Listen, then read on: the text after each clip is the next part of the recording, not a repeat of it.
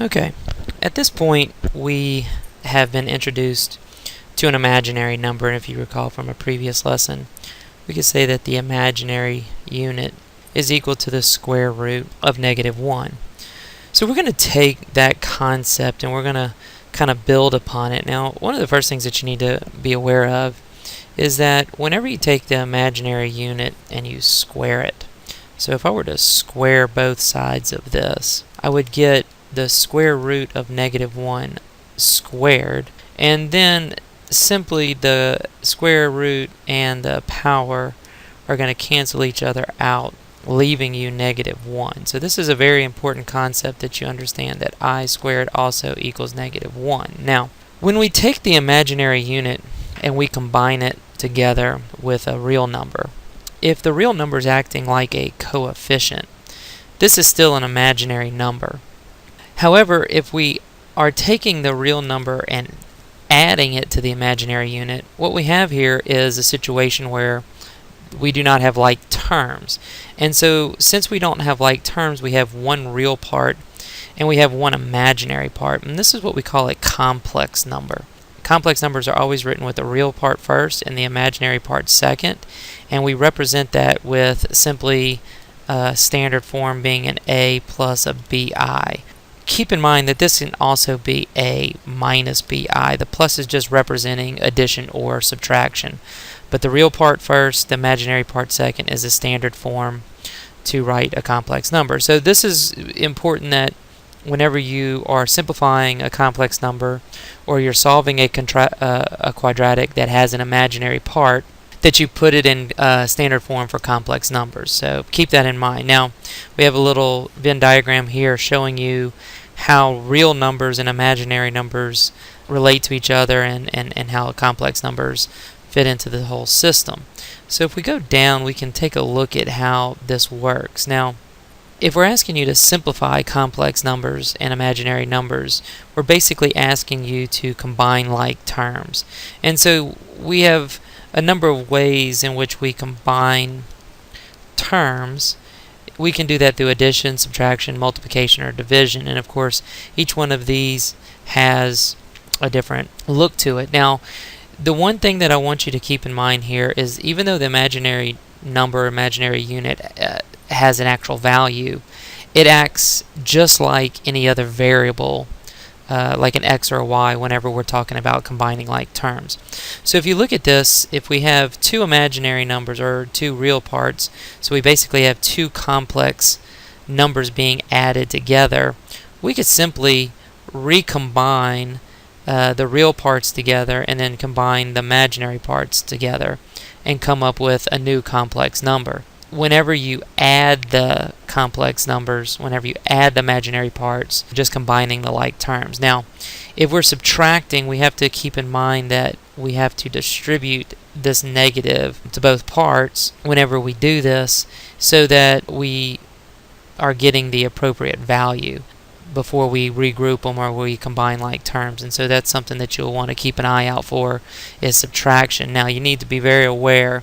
If I had a problem like 2 plus I minus 3 plus 2I, that problem is very different than 2 plus I times 3 plus 2I. You don't want to get these confused. It's very important that you recognize that negative, and that negative gets distributed to both parts before you drop the parentheses and start combining like terms. And so just keep an eye out for when you're given parentheses that you don't have an operation between those two. So let's take a couple look at a couple samples here. So we have sample problem number 2, and on sample problem number 2, what happens here is that we give you a couple different looks. We give you one where we're adding. Now, if you really want to think about this, you could simply drop the parentheses and have 4 minus I plus 3 plus 2I. And then if you are comfortable just finding the like terms without having to actually regroup them, if you're comfortable doing that, you're more than free to do so. We just give you another method by regrouping to make it a little more straightforward. Now, if you look at part B, you can see there is a negative, so that has to be distributed before you can actually drop those parentheses.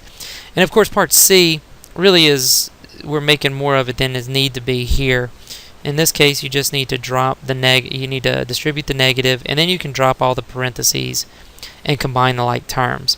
If the regrouping is confusing for you, that's fine. You don't have to use that particular instance. So go ahead and take sample problem number 2 and work part A, B, and C. And keep in mind, you're doing the same thing you would do if that variable were an x. So just go ahead and combine like terms and simplify these expressions. And it says to write the complex number in standard form. So remember, that's A plus BI format for your final answer. So we can see here we have a plus between the parentheses. So whenever I see plus, I don't even really feel like I need the parentheses. I can do that and just drop the parentheses. Now, you have a choice here. If you want to rewrite in an order that groups them, you're more than welcome to do that. If you feel like you're comfortable doing it in your head, you can do that as well. -1 plus 3 is a 2. 2i plus 3i is a positive 5i. And you can see that that's written in complex standard form. Alright, now a difference here in part B is we have a negative, so before I can drop these parentheses, I've got to distribute that negative to both parts of that parenthesis. Then I can regroup if you feel it's necessary for you, and then I can simply combine like terms. And again, complex number standard form. Lastly, we're going to have both operations taking place here. So I'm going to distribute the negative to both parts. And then this one I'm just going to kind of take in my head. So I'm going to say that's -3 and a positive 2, which is going to give me a -1. And then I have 2i minus I minus 3i. So it's going to give me -2i. And then I am done with that problem. So this has been a quick introduction to complex numbers and simplifying complex numbers through addition and subtraction.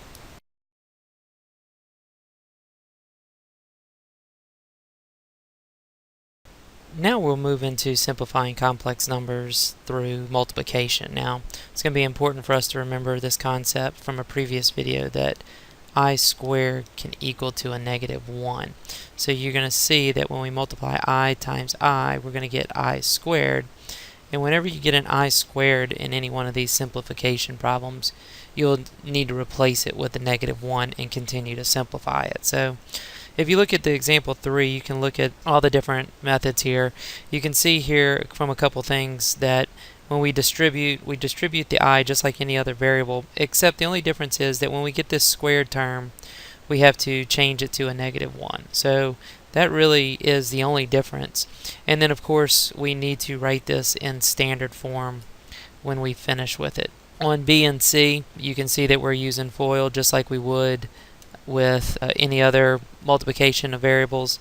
Now you can see in part C that something different happens than in part B. If you notice here, we have the same terms with different signs. And if you remember, that's called a conjugate. So you need to remember conjugates, and so since these are complex numbers, we actually call them complex conjugates. And if you'll pay attention to the fact that whenever we're dealing with complex conjugates, our final answer actually comes out without any I term whatsoever. It comes out just as a real number. So something to keep in mind for the next video. Now, if we look down at sample problem number 3, we've given you 3 similar examples to work. Keep in mind when you finish working each of these problems or simplifying them that you need to put the complex number in standard form. So go ahead and take a second to do that now.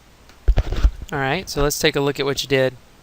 We're going to distribute the negative I, which is going to give us -3i minus I squared.